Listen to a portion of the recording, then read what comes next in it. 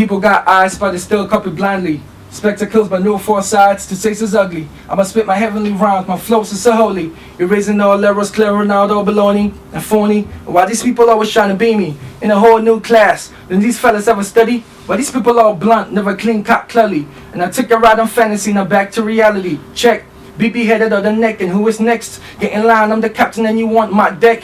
Get to work, mother floor, so the sales cut the brakes. Carry no anchors, we ain't got time to waste. A rap with efficiency like the chapter in the Bible. I just flow so still, got records lying idle. I'm a lines in top shape, think it's fit as a fiddle. People gotta grow over time cause they too little. I'm Redmic. Redmic from Ghana, Accra, Ghana. Born and bred in Takoradi. Moved to Accra when I was just about 12. Yeah, and I've been doing music for give and take 4 years. Yes, Nel Magnum. He's been there from beginning of the journey right till now, and I'm pretty. He'll be there till the end. So, yeah.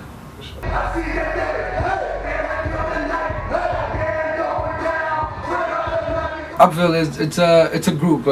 Practically, it's a family. Like we grew up in the same neighborhood. We've known each other for like 10, 12 years now, and we draw inspiration from each other, and we do music. We do music like the whole squad. We're just about 8 people. We all used to do music, but now others are finding like other courses.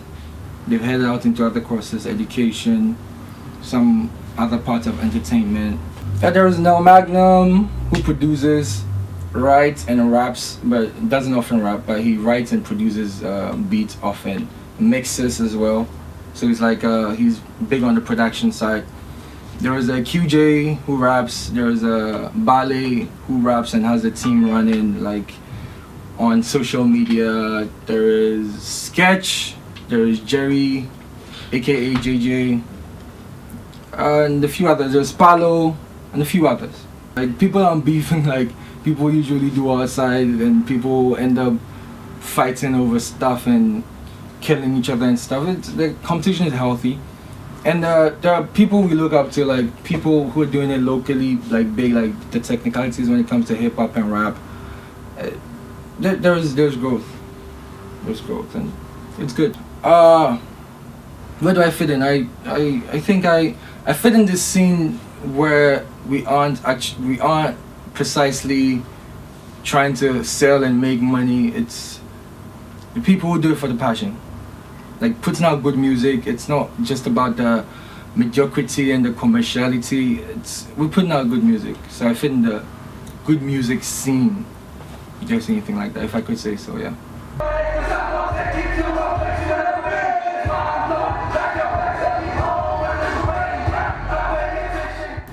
My life experiences, things I've been through. I mean, I haven't been through a whole lot than others, but I've been through quite a lot. And I think people don't have to make the same mistakes I made or go through the same things I did to see the light. Sometimes you just listen to what other people have been through, and you make a couple of notes from what they've been through, so you don't make them the same mistakes. And you know, sometimes when you can relate to what the person is saying, it's like you just vibe with that person, and you just feel, oh, that's like my life right there he's talking about. Usually with a complete project like a mixtape, I often come up with a name first. With the name, I tailor my concepts towards the name. So it's never really, it doesn't go off the concept, or it usually stays on track. It often stays on track, like it should. Like I can't say Thirst for Success and I'm rapping about how I'm getting money, which obviously I'm not getting money, or I'm not in any way successful, so.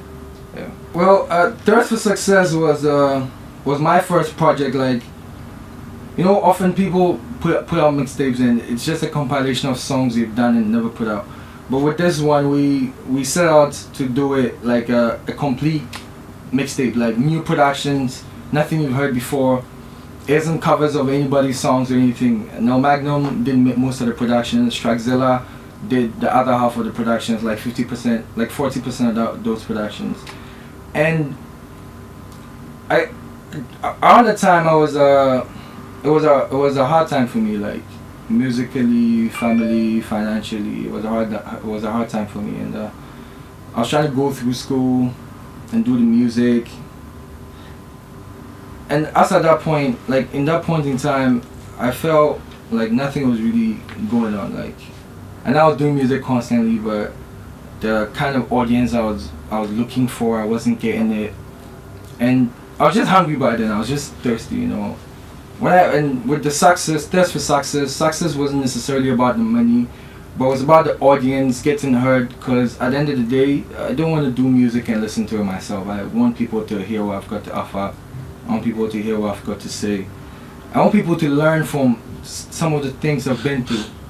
So that's how it came about, really, Thirst for Success. And it had 13 tracks, 13 solid tracks, and it featured J-Town, and it featured, apart from it featuring Nel Magnum BT, featured on one of the songs titled Feeling High, which actually got response I didn't imagine. And even Tribe of Noise hit me up for that song, so I could register on their website. And once when I got hit up, I was actually surprised. I wasn't expecting it, so it was good. Well, the education, I think it sometimes causes a barrier, if I should say, or it sometimes hinders me. It hinders my creativity, because sometimes I'm trying to work on some project, and at the back of my mind I know I'm supposed to study for a test or an exam, so I'm stressed out, and stress and creativity never go in hand to hand. It never does. But when it comes to lyrics and content, I think education comes in handy in that aspect. Yeah. As an artist, I think education, like solely as an artist, I think education just hinders me. But with a bigger plan I have of actually owning a distribution company and running my own label at some point in time, I think education will come in handy at that time, because of the accounting stuff, the auditing stuff, the marketing stuff. I will need those, so yeah. In the long run, the education will come in handy, but for now it's some type of way. I think as an artist, sometimes we should put, or I should put, some of my whatever it is I have to talk about in songs and go a bit political, but certain times we as artists choose not to go political, because no matter how objective you choose to be, at some point in time, people who support the current regime and people who don't support the current regime might think you are taking sides. But it's never really about taking sides, it's about objectivity.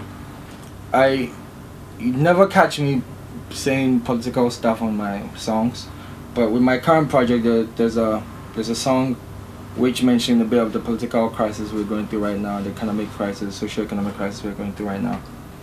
And on my Twitter and Facebook, that's why I take my political stuff too. I air my views, because sometimes it really gets frustrating, and I mean, you just have to put it out there.